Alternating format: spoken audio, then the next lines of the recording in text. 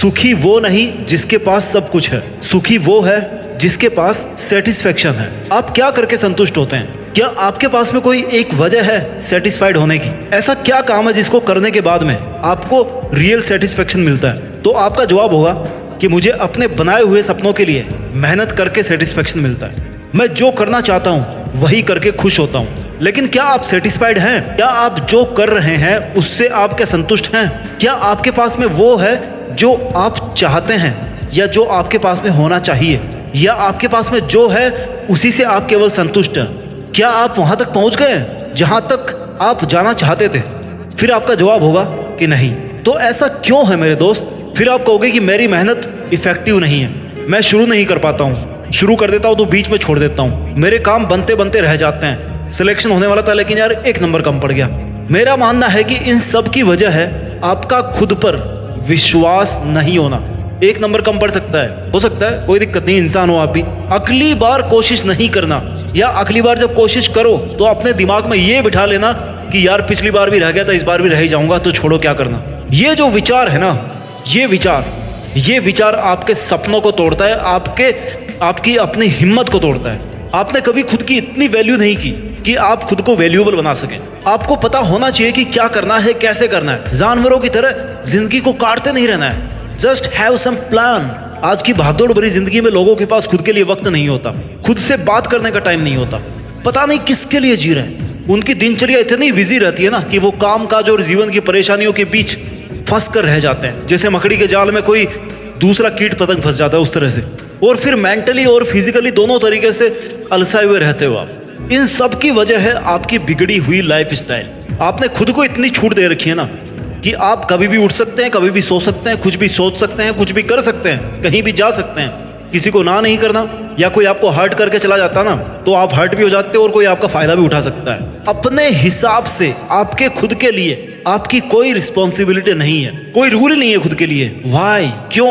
आपको सुबह उठने का नहीं पता, शाम को सोने का नहीं पता, मेहनत कैसे करनी है, कैसे लोगों के साथ रहना है, कैसे अपने आप को मेंटेन करना है, ये भी नहीं पता। यानी सब बातों की एक बात, एक जड़, आपका टाइम टेबल, आपका रूटीन, आपका वायु प्रदूषण, ध्वनि प्रदूषण नहीं, एनवायरमेंट। जिन थॉट्स के बीच में आप रहते हो, जिन विचारों के बीच में आप रहते हो, जिसमें आपके गलत विचार, नेगेटिविटी, आपको डिमोरलाइज करने वाले लोग, सोशल मीडिया, सब आ जाते हैं आपके पॉल्यूटेड एनवायरनमेंट में। रूटीन सही मायने में शुरू होता है आपके सुबह उठने के साथ। एक अच्छी शुरुआत के लिए कोई भी दिन बुरा नहीं होता। आपके दिन के पूरे 1440 मिनट सुबह उठते ही डिसाइड हो जाते हैं। तो उस पछतावे के साथ मत जागिए कि जिसे आप पूरा नहीं कर पाए थे कल में। उस संकल्प के साथ जागिए जिसे आज आपको पूरा करना है। आपका दिन कैसा रहने वाला है, पूरे दिन आपका मूड, आपका विचार कैसे रहने वाले हैं, ये सब आपके सुबह उठने की पहली मिनट पे डिपेंड करता है। अगर आपको सुबह उठते ही ऐसा मोटिवेशन मिल जाए ना जिससे आपका पूरा दिन पॉजिटिव एनर्जी से भरा रहे, पूरे दिन की मेहनत से रात को सेटिस्फाइड होकर सो सको, तो जरूरी है कि जो विचार मैं आपको इस वीडियो में बता रहा हूँ उनको आप अपने जीवन में फॉलो करो। अपनी जीवन शैली में बदलाव करके आप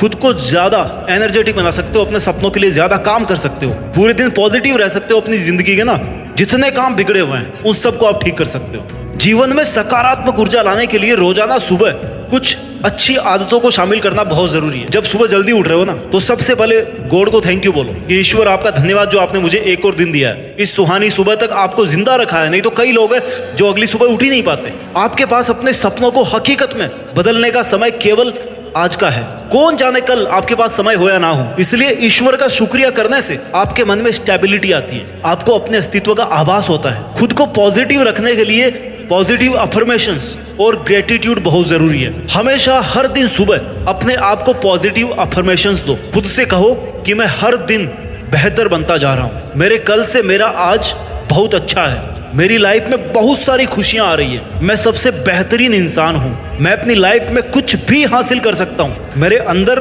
कोई बुरे विचार नहीं है, ना मैं किसी का बुरा चाहता, मेरे चारों तरफ सब तरीके की पॉजिटिविटी है।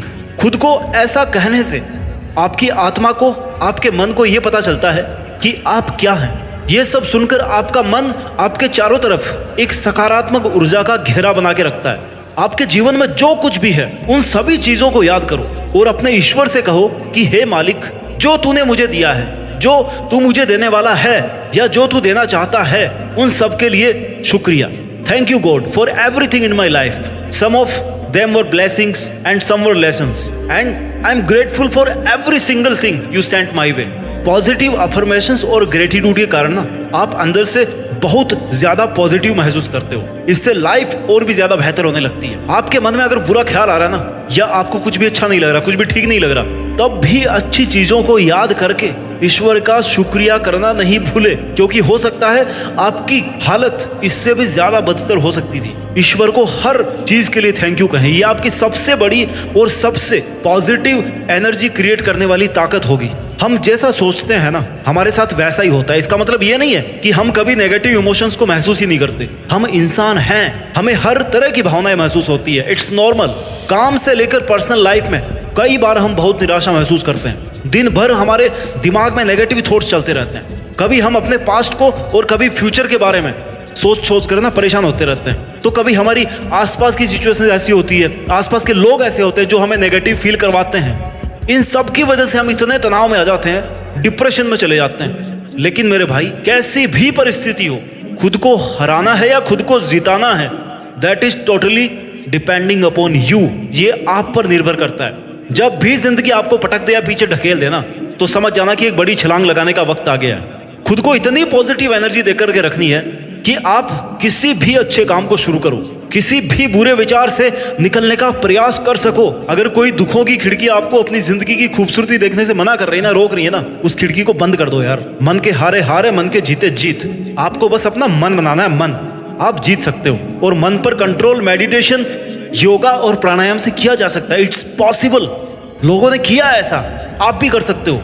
अगर ये सब आपकी आदतों में शामिल है ना, तो आपके चंचल मन को कंट्रोल करना कोई बड़ी बात नहीं है। वैसे अगर देखा जाए ना, तो हर पल हर वक्त पॉजिटिव रहना इतना भी ज्यादा मुश्किल नहीं है। बस इसके लिए हमें एक सही माइंडसेट और एक सही सोच की जरूरत है। अपने लाइफ में खुश रहने के लिए आप उन चीजों पर फोकस करो जो आपके पास में है, ना कि उन चीजों पर जो आपके पास नहीं है। अक्सर हम यही गलती करते हैं कि अपनी लाइफ की पॉजिटिव साइड देखने की बजाय ना, हम दूसरों की लाइफ को अपनी लाइफ से कंपेयर करके उदास होते रहते हैं कि उसके पास तो ये है, मेरे पास ये नहीं है। याद रखो मेरे भाई, आपकी खुशी आपके ही हाथ में है। अपनी लाइफ में खुश रहने के लिए, सकारात्मक रहने के लिए, हमें पहले खुद को और अपनी लाइफ की करंट सिचुएशन, जो कैसे भी हो सकती है, घटिया या महाघटिया, उसको एक्सेप्ट करना होगा। क्योंकि हम तभी अपनी लाइफ में आगे बढ़ सकते हैं। जरूरी ये नहीं है कि आपके पास आज क्या नहीं है, जरूरी ये है कि आज आप ऐसा क्या जबरदस्त करें जिससे आपको वो सब मिल जाए जो आप चाहते हैं। आपको किन किन चीजों से खुशी महसूस होती है, इस पे आप ध्यान दो। किस काम को करके